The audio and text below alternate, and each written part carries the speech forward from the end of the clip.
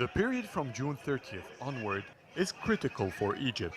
Whatever will happen in these coming days will shape the country.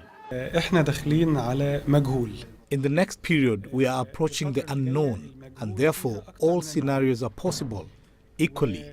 And in political science, when this case happens, nothing in particular can be expected. No one would know. All are trying to speculate what are the possible scenarios.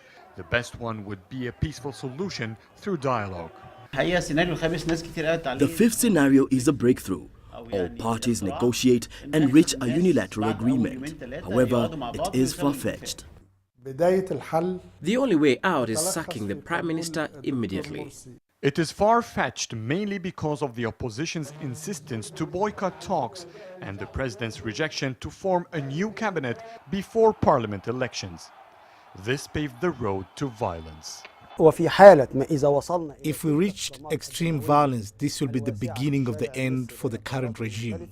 So it is not in his favor to drive the street to deadly clashes between his supporters and opponents. Polarization flagged an early warning of violence. Just 1 week, over 500 were injured and 7 dead, including an explosion device thrown at an anti-Morsi protest in Port Said. Egypt's defense minister earlier last week said the army will intervene to stop any bloodshed. It has already spread its troops all over the country to secure strategic locations as banks and prisons. This is a new note from the army we never had before, so when it asks politicians for reconciliation before June 30th, this means that if the reconciliation is not achieved and conflict rises on June 30th, this will be the beginning of the army's official interference. The third scenario is bloodshed. This will force the army to interfere, and if it does, its exit from ruling the country won't be easy. The army has a policy which, number one, is not to be involved in the political life of Egypt, number one. Number two, not to rule Egypt politically. There is no more SCAF. Thirdly, is to protect the Egyptians, the entire Egyptians, from any threat, meaning that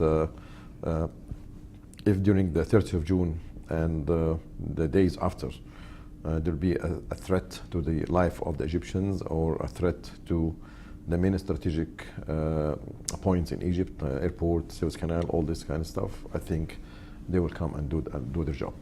Many analysts don't expect the army would stand against the legitimacy of the president, but protesters hope they would. Scenario 1 is the increase in violence and its continuance. I don't want to say civil war, but we will become like some neighboring countries.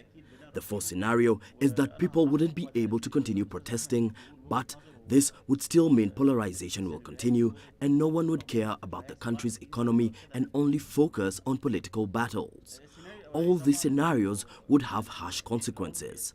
We chose, we elected, so at the end of the day, we should bear the consequences.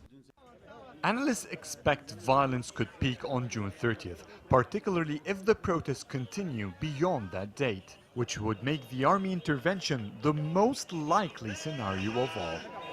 It is quiet now, but maybe temporarily. All parties are on high alert in case any attack comes nearby.